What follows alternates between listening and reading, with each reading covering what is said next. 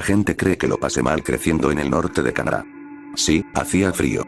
Sí, había carreteras bloqueadas por la fauna. Me quedé atrapado por la nieve, se nos congelaron las tuberías de agua y una vez nos quedamos sin electricidad durante 4 días seguidos. Pero eso no es lo que recuerdo cuando pienso en mi infancia fuera de Yellowknife. Pienso en la comunidad. Crecí con otras 6 familias en una calle solitaria a las afueras del pueblo. Éramos un grupo muy unido. Siempre supe que éramos un poco diferentes, en cierto modo. Éramos familias inmigrantes, pero eso nunca influyó. Lo único que he conocido es Canadá, y mi familia se empeñó en que siguiera siendo así. La única forma en que podía notar que éramos diferentes era que algunas personas en esa calle tenían un acento inusual. Mi hermana Mía y yo íbamos a la escuela con los demás niños. Celebrábamos las mismas fiestas, animábamos a los mismos equipos y comíamos los mismos platos. Solo había una cosa que hacíamos diferente, y nadie se enteraba.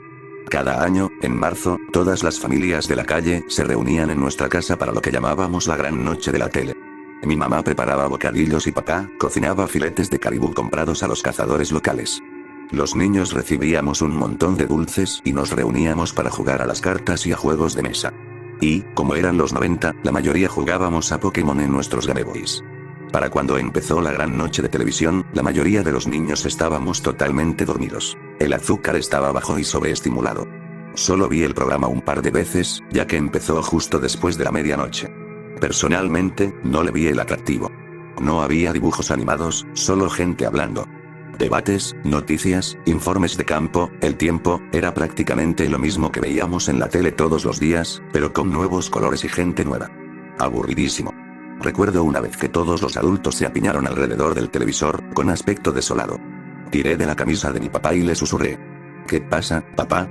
Son cosas de adultos, suspiró. No te preocupes. ¿Por qué estás viendo esto? Gemí. Es aburrido. Me alborotó el pelo y ahuyentó una polilla persistente. Porque es importante, dijo. Y a veces hay que hacer cosas importantes, aunque sean aburridas.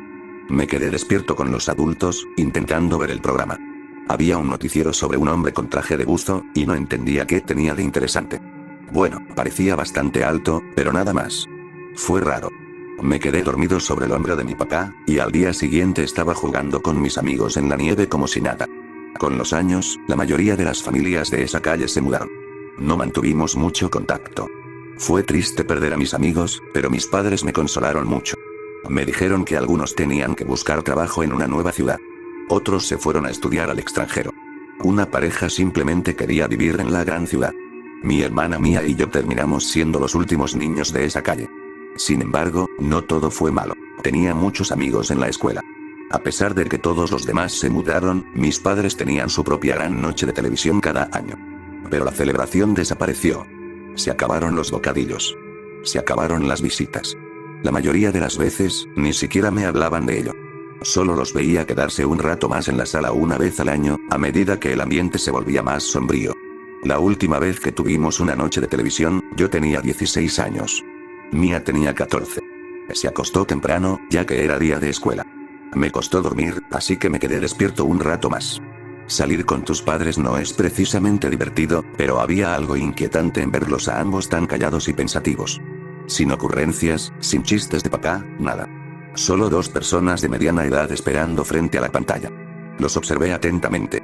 Cómo cambiaban a un canal inusual, viendo cómo la estática se convertía lentamente en una imagen colorida. La señal de video parecía un poco anticuada, como si fuera una grabación antigua. Recuerdo a un presentador de noticias de los años 70 hablando en voz alta mientras yo asentía intermitentemente. Aunque conocido principalmente por su éxito en Hollywood, Cable se preparó para una carrera política cuando se postuló para gobernador de California en 1953, una decisión impulsada por la presión de sus numerosos contactos republicanos conservadores dentro de la industria cinematográfica. Levanté la vista de mi asiento. Eso no sonaba bien.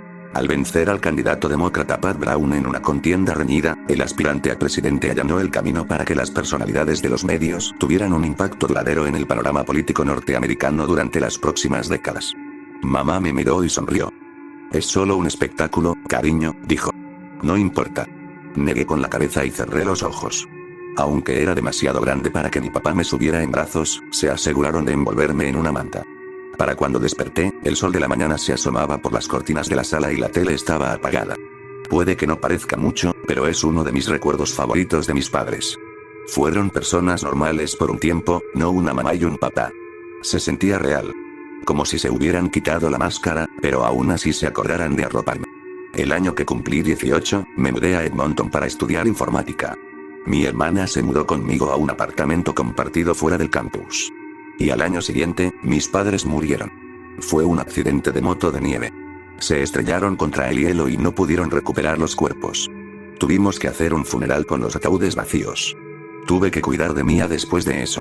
Nos dejaron una cuantiosa indemnización por seguro de vida, además de una herencia, pero no teníamos otra familia en la que confiar. Estábamos solos contra el mundo. Mia y yo votamos y decidimos que ninguna de las dos podíamos volver a Yellowknife, así que decidimos vender la casa. Rebuscar entre nuestras pertenencias familiares fue lo más difícil que he hecho en mi vida. Uno solo puede llorar hasta cierto punto. En algún momento, algo dentro de uno se congela y muere. Pero terminé mis estudios. Conseguí un trabajo instalando y manteniendo sistemas de inventario. No suena muy ostentoso, pero implica muchos viajes y muchas llamadas nocturnas. Mi hermana estudió ciencias políticas y se comprometió con un chico de Ottawa llamado Manny. Quiero contarles algo que pasó hace poco. Un par de personas de mi antiguo colegio decidieron contactarme para una cena de reencuentro, y me hizo pensar en mis antiguos vecinos. Intenté buscarlos, pero no encontré nada sobre ellos en redes sociales. También hablé con Mia, pero ella tampoco encontró nada. Me hizo pensar en los viejos tiempos. Y en aquella noche con mis padres, viendo la tele rara a altas horas de la noche. Fui a la reunión. Tomé algo, hablé con gente, vi vídeos antiguos y escuché a nuestros maestros de la infancia. Fue una dosis enorme de nostalgia, como era de esperar. Tomar cócteles en la destartalada cafetería de nuestra escuela fue surrealista. Ligeramente borracho y melancólico, di un paseo por el pueblo. Acabé en nuestra antigua calle, observando la casa desde lejos. Me pregunté cómo habría sido mi vida si mis padres aún estuvieran vivos. ¿Qué diría mi madre del prometido de Mia? ¿Qué diría mi padre de mi carrera? Me dolía el corazón pensarlo, pero se me quedó grabado. Decidí esforzarme por reconectar con esa parte de mi vida y recordarme lo que antes hacía que la vida valiera tanto la pena. Al volver a casa, investigué un poco. No encontré nada sobre el extraño canal de televisión. Preguntando en un par de foros, la gente sugirió que era un canal satelital. Eso explicaría por qué solo se podía ver en un horario específico, sobre todo si era un satélite extranjero. Intenté contarles sobre el único programa que recuerdo haber visto en ese canal, un falso documental sobre el presidente Gable, pero pensaron que estaba troleando. También hablé con unos ingenieros del trabajo. Me sugirieron que comprara un viejo televisor CRT y una antena parabólica. Si lo conectaba y escaneaba la gama de canales en el momento justo, podría conseguir algo. No fue difícil conseguirlo, incluso teníamos algunas piezas de repuesto en el almacén de la empresa. Llevar ese equipo al coche era un fastidio. Había tanto polvo que no podía ver el color del plástico descolorido por el sol. Contacté con Mia para organizar nuestra propia gran noche de televisión. Ella se ofreció a ayudar. Alquilamos un lugar para el fin de semana no muy lejos de nuestra antigua calle. Mia trajo a su prometido y tratamos de organizar una celebración. Decidimos pasar el fin de semana pescando en el hielo, recorriendo el pueblo, cosas así. La cosa pintaba bastante bien. Así que llegamos, y mientras Mia y su hombre cargaban sus cosas, me puse a instalar el televisor. La antena parabólica era un poco más pequeña que la que usábamos antes, pero pensé que aún podría funcionar. Así que lo instalé todo, revisé el buscador de canales y me preparé. El programa siempre empezaba sobre la medianoche, así que teníamos tiempo de sobra. Jugamos un par de juegos. La cosa se descontroló un poco cuando Mia sugirió convertir sal a pescar en un juego de beber. Digamos que tenía que acostarse temprano. Acabé sentada abajo con Manny. La verdad es que casi me olvido de la tele. Estábamos hablando de lo que haríamos al día siguiente. Los dos habíamos bebido demasiado, y me costó encontrar el canal mientras Manny no paraba de hablar de su despedida de soltero. Era poco más de la 1:20 am cuando el escáner se detuvo de repente. Manny estaba dormido en el sofá. Yo estaba sentado en el suelo, cambiando manualmente la configuración con pequeños botones negros en la parte frontal del televisor. El CRT cobró vida, mostrando el final de un programa. Una especie de documental sobre la naturaleza, con un narrador tipo Attenborough. En Singapur, se rumorea desde hace tiempo que la polilla es el espíritu de los difuntos, que regresa a visitar a los vivos. Al observar la polilla halcón, se puede apreciar un ligero parecido a una calavera, como, no lo entendí. Era solo un programa sobre la naturaleza. Me reí un poco por todo el esfuerzo que le había dedicado. Quizás este canal era solo una peculiaridad curiosa de la zona. Quizás no tenía mayor significado. Fui a buscar el último cuarto de una botella de aguardiente de menta y me dejé caer de nuevo en el suelo. Para entonces, Manny ya había subido pesadamente las escaleras y se había dado por vencido, dejándome solo viendo el programa. Decidí seguir con el juego de beber. Cada vez que el tipo mencionaba un país nuevo o usaba la palabra siglo, yo le daba un trago. Terminé la botella en 20 minutos. La recepción empeoró alrededor de las 2 de la madrugada. Para entonces, apenas tenía ni idea de en qué país estaba. El televisor estaba lleno de estática mientras el programa llegaba al final. Estaba dando vueltas a la botella por el suelo, como si intentara jugar a la botella conmigo mismo. El narrador continuó. En el verano de las primeras rupturas, a principios del siglo XX, las polillas fueron de las primeras en traspasar las restricciones de nuestro espacio común, dijo. Como los canarios de nuestras minas de carbón, o los caninos que detectan el cáncer, estas fieles compañeras han sido una estrellaría para quienes se aventuran a lo desconocido en busca de un futuro mejor. Eso me animó. ¿De qué demonios estaba hablando? La pantalla empeoraba cada vez más. Le di un golpe en un lateral, casi desprendiéndolo del cable de conexión de la antena parabólica. Busqué a tientas, colocándolo de nuevo en su sitio. El narrador regresó a media frase. A pesar de nuestros mejores esfuerzos, miles de personas siguen desapareciendo de nuestras comunidades a medida que las rupturas inestables se intensifican año tras año. Y aún así, quienes tienen la suerte de regresar rara vez lo hacen ilesos. Pero con amigos como la polilla Eon, nuestra valiente, la pantalla mostraba a un grupo de soldados armados de pie frente a una gran puerta blanca. Nunca había visto nada igual. Una puerta redonda, dividida en 2 semicírculos, con pomos dorados. Los soldados se separaron cuando algo enorme entró en la pantalla. La señal apenas se mantenía. Voluntarios, desesperadamente, para, mente, cuerpo y alma, ya lo había visto antes. El espectáculo del buzo, de cuando era pequeño. Una persona de 2,5 metros de altura, con brazos desgarbados que le llegaban más allá de las rodillas. Esos son unos 2,5 metros. Su piel estaba cubierta de un plástico negro, como pegamento seco. Se alzaba sobre el personal armado. Se perderán, lo arriesgarán todo, verdaderos patriotas de, la señal se cortó. La sala se llenó de una estática ensordecedora, dejándome sentado frente a la pantalla como un interrogante viviente. Estaba borracho, confundido y asustado. Al igual que la historia del presidente Gable, este programa contaba algo que nunca había oído. La silueta de la figura oscura se desvaneció de la pantalla, interrumpida por puntos borrosos. Intenté cambiar de canal para recuperar la señal. Intenté muchas cosas, pero no funcionó. Se había perdido, y estaba demasiado borracho para encontrar otra solución. Así que apagué la tele y me quedé sentado en la oscuridad, rozando con los dedos la veta del suelo de madera, mientras una polilla revoloteaba junto al alféizar. No había mucho que decir. Al día siguiente me desperté con un castigo aguardiente en la cabeza. Nos saltamos la pesca en el hielo y fuimos directos a la comida chatarra. Resultó ser un fin de semana tranquilo y agradable en general, pero el recuerdo de ese extraño espectáculo me rondó la cabeza todo el tiempo. Intenté explicárselo a Mia, pero no entendía qué tenía de fascinante. Así que vi un documental raro sobre la naturaleza, más borracho que una cuba. ¿Y qué? Al principio no le di mucha importancia. De vuelta a Edmonton, leí un par de artículos sobre polillas, pero no encontré nada sobre una polilla Eon, como se menciona en el programa. No le entendía nada, así que pensé que quizá había recordado mal algo. Manny estaba al volante, así que Mia se inclinó para comprobar lo que leía. Suspiró y puso los ojos en blanco. Uf, odio las polillas. No me importan, dije. Me pasaban todo el tiempo, continuó. Estaban por todo el suelo. No, no lo fueron. Sí que lo era. No te diste cuenta, dormiste arriba. Estuve abajo todo el tiempo, dije. Ella se volvió a sentar y me dejó con mi artículo. No los últimos 2 años, más o menos. Estabas ocupado siendo un adolescente angustiado, encerrado en tu habitación. Entiendo el punto. Durante el año siguiente, la noche de televisión se convirtió en una especie de pasatiempo.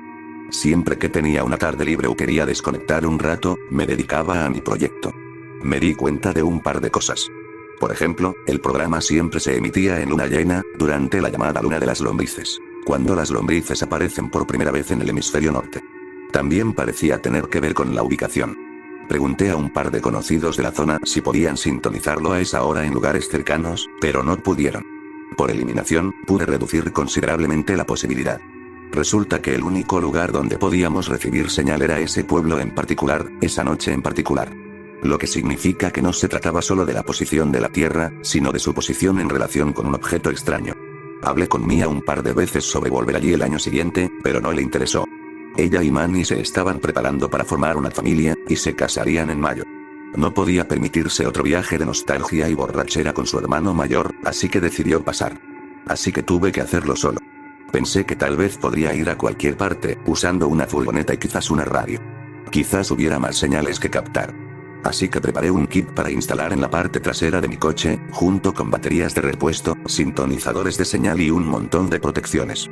También estaba listo para grabarlo todo para demostrarle a internet que no estaba loco. Claro, yo era quien conectaba viejos televisores CRT a un trozo de contrachapado en la parte trasera de mi Honda, así que no me estaba defendiendo bien. Pero una pregunta me rondó la cabeza todo el año. ¿Por qué les interesaba tanto a mis padres este programa en particular? Quizás ese programa fue la razón por la que se mudaron tan al norte. Pasó un año entero. Celebraciones, cumpleaños. Primavera, verano, otoño e invierno. Nochevieja, salidas después del trabajo, noches de cine, problemas con el coche y la declaración de la renta. Pero, tras todo esto, estaba ese proyecto mío, esperando el momento justo. Y aunque estaría solo, estaba más preparado que nunca.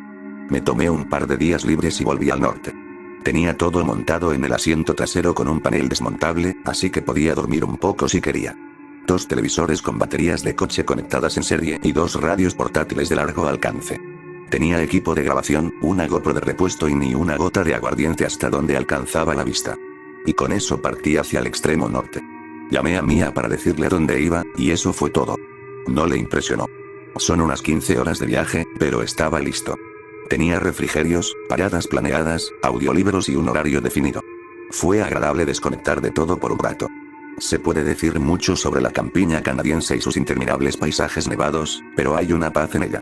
Si no estás acostumbrado, el frío puede resultar agobiante, pero para quienes lo han vivido, hay una sensación particular en el aire que no existe en ningún otro lugar.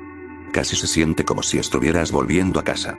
Para cuando llegué a Yellowknife, ya era tarde. Había reservado una habitación y tenía la espalda tan rígida que apenas sentía las piernas. El optimismo y el espíritu aventurero se me habían agotado en algún punto de Alexandra Falls, pero al menos lo había logrado. Tener a alguien con quien viajar y con quien turnarse al volante realmente marca la diferencia. Un estacionamiento, un estiramiento y un par de llaves después, estaba boca abajo sobre una almohada suave. La noche siguiente sería larga, así que tenía que descansar mientras pudiera. El día siguiente fue pura preparación y experimentación. Instalé mi equipo en la parte trasera del coche, lo probé e hice algunos ajustes de última hora. Pasé un rato conduciendo por la ciudad, buscando si podía encontrar alguna señal antes, pero no fue posible. Recibí algunas miradas de preocupación al pasar por ciertas calles por tercera y cuarta vez. Cené bien en un restaurante local, me di una ducha larga y volví a la carretera por la noche. Llené el depósito de gasolina y me abrigué con bastante ropa. Parecía una noche dura cuando el viento arreció, dejándome la punta de la nariz hecha cristal en cuanto salí del coche. El tiempo era lo único que no podía explicar, y no sabía qué tan fuerte sería la señal. ¿Podría una capa de nubes arruinarlo todo? Revisé y volví a revisar todas las baterías, incluyendo las del teléfono y la GoPro. Estaba más preparado que nunca. A las 11 de la noche, estaba estacionado en mi antigua calle, con todos los sistemas funcionando a toda potencia. Las grabaciones estaban preparadas. Iba a hacer una prueba rápida, de este a oeste, luego de norte a sur, para ver si podía prolongar la señal siguiéndola. Iba a hacerlo despacio, pero el simple hecho de obtener una trayectoria podría ayudarme a identificar de dónde venía. Faltaban solo un par de minutos para la medianoche. La pierna me temblaba constantemente y tenía la boca seca a pesar de haberme tomado un ginger ale solo unos minutos antes. Era el momento. Sentía un fuerte latido de anticipación en el pecho mientras el tiempo se detenía. Había algo especial en ese día, lo presentía. Quizás obtendría algunas respuestas. Si no, no sabía si podría aguantar un año más. Esto ya había sido una pérdida de tiempo enorme. Pero a medida que los componentes electrónicos cobraban vida lentamente, valió la pena.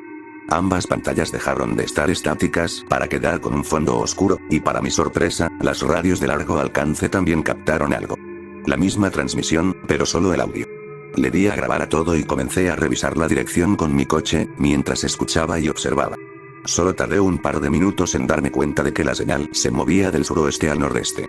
No había muchos caminos por allí, pero la seguiría todo lo que pudiera. Encontré un ritmo lento con el que me sentía cómodo, giré el retrovisor y observé el tramo que se aproximaba. Había un hombre en un estudio de televisión, con un fondo negro y neutro. Llevaba unas gafas cuadradas grandes que combinaban con su mandíbula, también cuadrada. Parecía ser una especie de programa especial grabado. Tendría al menos 20 o 30 años. No tenía notas y miraba al frente. El ángulo estaba un poco desviado, algo que un camarógrafo habría notado. El hombre empezó a hablar. En una noche como esta, es difícil mantener una actitud positiva, dijo. A medida que el número de personas desaparecidas sigue aumentando, recibimos informes continuos de amplias zonas del medio oeste estadounidense. Lo comprobé 2 veces. Sí, la grabación estaba en marcha. Todas las luces estaban rojas, como estaba previsto. Minnesota, Iowa, Missouri, estamos hablando de decenas de miles. Posiblemente cientos de miles. Se ha convertido en una pesadilla hecha realidad. El hombre se quitó sus gafas grandes y las dobló lentamente y las guardó en su bolsillo. Los esfuerzos de contención han fracasado. Los esfuerzos de rescate han fracasado. 6 miembros de nuestro equipo de transmisión no han reportado su visita a Cedar Rapids, y nos tememos lo peor. Giré a la derecha y frené suavemente. Me incliné hacia atrás para subir un poco el volumen, para asegurarme de que ninguna sílaba se perdiera con el rugido del motor. El viento había arreciado y forcejeaba contra el capó del coche, aullando con furia.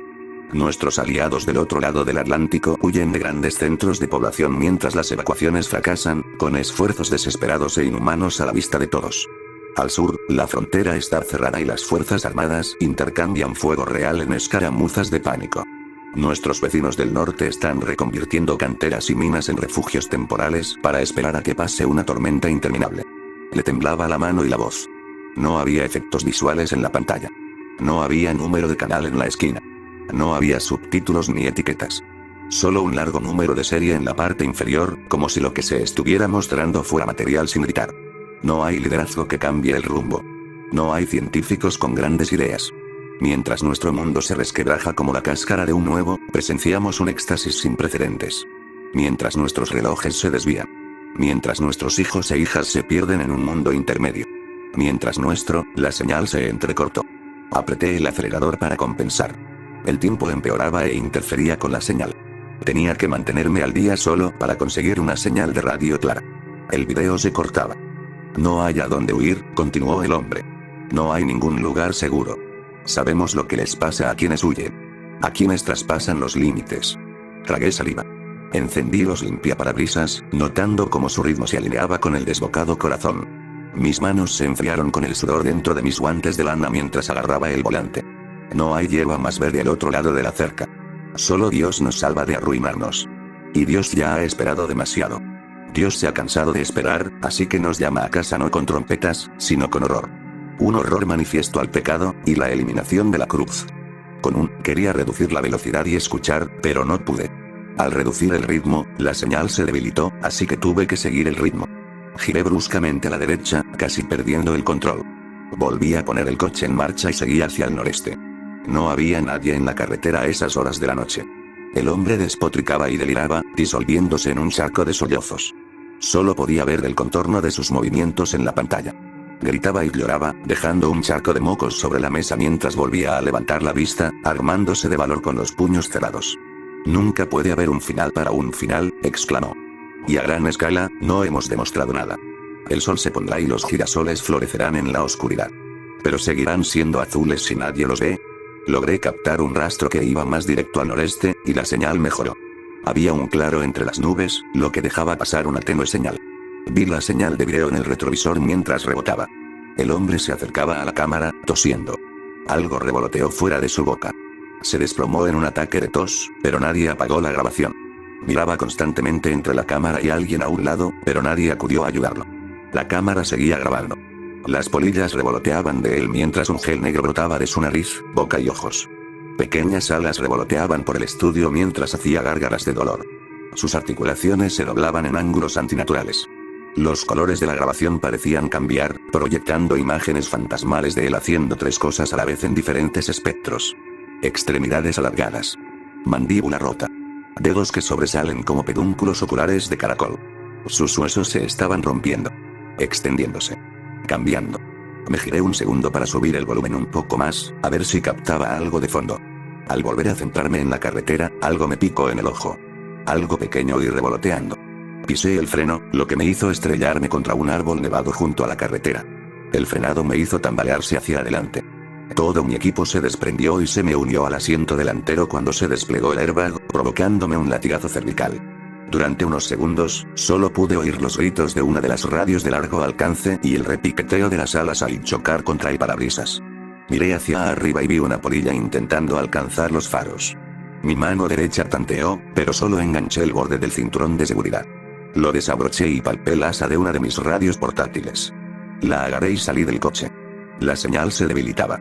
Se oía un ruido espantoso proveniente de mi coche mientras el motor se esforzaba. Se oyó un silbido antes de que la señal se saliera de los límites. Que nadie se vaya, dijo un hombre. Los encontraremos. La estática aumentó.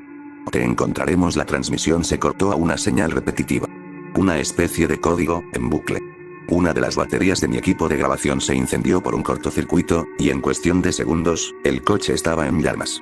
Solté la radio para pedir ayuda, pero me di cuenta de que había dejado mi celular cargándose en el asiento delantero. Todo estaba ardiendo. Ni siquiera me importaba el coche. Estaba perdiendo la prueba. Lo estaba perdiendo todo. Al principio, apenas noté las polillas. Docenas de ellas huían del coche. Pero no se fueron, les encantaba la luz. En cambio, danzaban alrededor de las llamas, proyectando sombras oscuras como estrellas invertidas. Pero tenía que irme. A buscar ayuda. Apenas sabía dónde estaba, simplemente seguía y seguía. Pero solo había un camino a seguir, así que no podía estar tan lejos. Cuando la señal cesó, dejé la radio a un lado de la carretera. Solo estábamos el frío y yo. Sentía que me castañeteaban los dientes, pero no sabía si era por el pulso acelerado o por la temperatura. Quizás por ambos. O por ninguno. Incluso allí, en ese momento, tuve que limpiarme las polillas de la ropa. Parecían aparecer de la nada. Una salió de mi gorro, con las alas pegadas a mi cuello sudoroso. Podía sentirlas moverse. Podía oírlas a mi alrededor. Y cada vez había más. Luego se detuvo. Se oyó un fuerte gemido, como si el viento aullante hubiera pasado de flauta a tuba. Sentí una onda en el aire que casi me derriba. Un pulso que se aceleraba. Sentía una presión en los oídos que iba y venía con un chasquido, provocando una punzada de dolor que me subía por la mandíbula hasta la parte posterior de la oreja. Cuando las polillas desaparecieron, me di la vuelta para ver que no estaba solo. Había algo al otro lado de la carretera. Estaba oscuro, pero no reflejaba la luz del coche en llamas. Solo podía ver los contornos como un vacío, un agujero negro con la vaga forma de un humano. Un humano alargado y roto. Al principio pensé que estaba lejos. Pero era cuestión de una perspectiva errónea. Estaba mucho más cerca de lo que pensaba, y tenía casi 3 metros de altura. Giró hacia mí y se movió. Estaba acostumbrado a este entorno. Por suerte, no lo estaba. Mientras se acercaba, me di cuenta de que no tendría ninguna posibilidad de adelantarlo en línea recta, así que me adentré en el bosque. Me abrí paso entre los árboles mientras la nieve, que me llegaba hasta las rodillas, intentaba atraparme. Pero sabía dónde pisar para no hundirme, para evitar arbustos y árboles jóvenes secos. Para seguir adelante y mantener la cabeza y el centro de gravedad bajos. La cosa era un desastre. La oía tropezar a cada paso. Era como ver a un reno en el hielo, dando sus primeros pasos mientras aprendía sus limitaciones. Se apoyaba en cada árbol y rama mientras se lanzaba y se arrastraba hacia adelante con total abandono, tratando de alcanzarme en silencio. Era más rápido en muchos sentidos. Había corrido por el bosque desde niño. Pero incluso entonces, no había forma de detener la desventurada embestida de aquella cosa semiforme. La línea de árboles se detuvo de repente y salí a tientas a un campo abierto. Tardé un instante en darme cuenta de que estaba en un lago congelado. La capa de nubes se había despejado un poco, bañando la línea de árboles con una luna llena gris. Aún así, apenas podía ver aquella cosa. Parecía vacilante al pisar el hielo. Debió de ser más pesada de lo que pensaba, pues oí un fuerte crujido, un ruido que pareció sorprendernos a ambos. Al recuperar el equilibrio, oí que aceleraba. Al hacerlo, no tuve más remedio que correr. Y cuanto más rápido se ponía, menos tiempo tenía para preocuparme por dónde ponía los pies. No sé cuánto tiempo corrí ni qué me pasó por la cabeza. Recordarlo es como una pesadilla. Los detalles se difuminan, solo quedan pequeños recuerdos. Mis pulmones ardiendo por el aire frío. El sudor acumulado en mis zapatos. El viento frío rozando mi mano izquierda, expuesta a la intemperie. Debí de perder mi guante en algún lugar del camino. Pero me alcanzó. Se alzaba sobre mí. Y como había profetizado el hombre de la radio, me encontró. Saltó, descargando todo su peso sobre mí y el hielo. Ahora, no sé si fue el inmenso peso de esa cosa o las grietas de los muchos turistas que pescaban en el hielo, pero no nos hundimos así como así. Entramos directamente al lago congelado. Por un segundo, fue cálido. Silencioso. Me movía, pero no sabía si era arrastrado o arrastrado por la corriente. Algo me rozó la pierna, pero apenas lo sentí. Sentí un tirón cuando algo pesado se hundió. Nunca he estado cerca de ahogarme o morir congelado. No he vivido esa vida. Pero esa noche, pude sentir ambas cosas a la vez. El cuerpo no sabe qué hacer. No tienes una respuesta natural a este tipo de shock.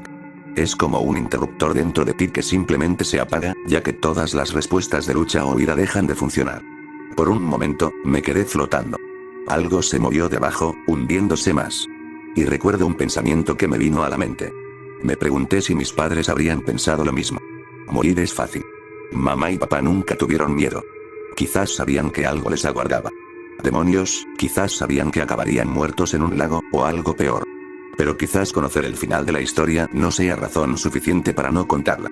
Nos habían ocultado la verdad, para bien o para mal, pero tras su engaño encontramos calor. Dormir en el hombro de mi papá. Que mi mamá me arropara después de una larga noche. No importaba a dónde fueran, esos momentos perdurarían. Nunca mereceré la suerte de que una familia de turistas viera cómo se rompía el hielo desde su cabaña. De que me sacaran del agua por el cuello.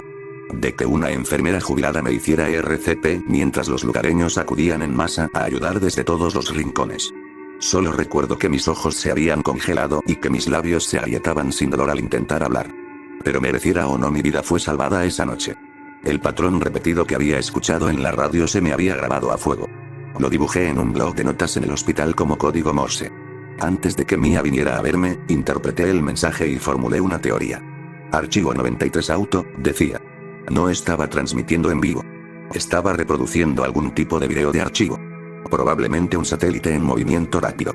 Creo que mis padres vinieron de otro lugar. De un lugar extraño, de pesadilla. La transmisión hablaba de refugiarse en las minas. Y Yellowknife tiene una historia de eso. Quizás las otras familias también venían de un lugar extraño. Quizás todos se sentaron frente a sus televisores el único día del año en que la señal de casa podía llegar. Creo que esa cosa encontró a mis padres. No le gusta a la gente que cruza de ese lugar al nuestro. Y aunque mis padres se ganaron la vida aquí, creo que al final los alcanzó. No creo que simplemente estrellaran una moto de nieve en el hielo. Creo que hay una buena razón por la que nunca recuperaron sus cuerpos. Creo que se los llevaron, y creo que eso fue lo que casi me pasó a mí. No conozco las reglas. No sé si me llegó porque escuché con atención o porque nací en otro lugar. Quizás no, o quizás sí. No tengo a quien preguntar, y nunca podré saberlo con certeza. Cuando mi hermana finalmente llegó al hospital, no sabía qué decirle. Pero me abrazó con fuerza, llorando sobre mi hombro. Sentí que no era rabia ni decepción. Era solo alivio. Por favor, gritó. Por favor, acabemos. Y con esto, tomé una decisión. Sí, dije con voz entrecortada. Ya terminé. Ha pasado un tiempo desde entonces, y me he recuperado por completo. He dejado de escuchar.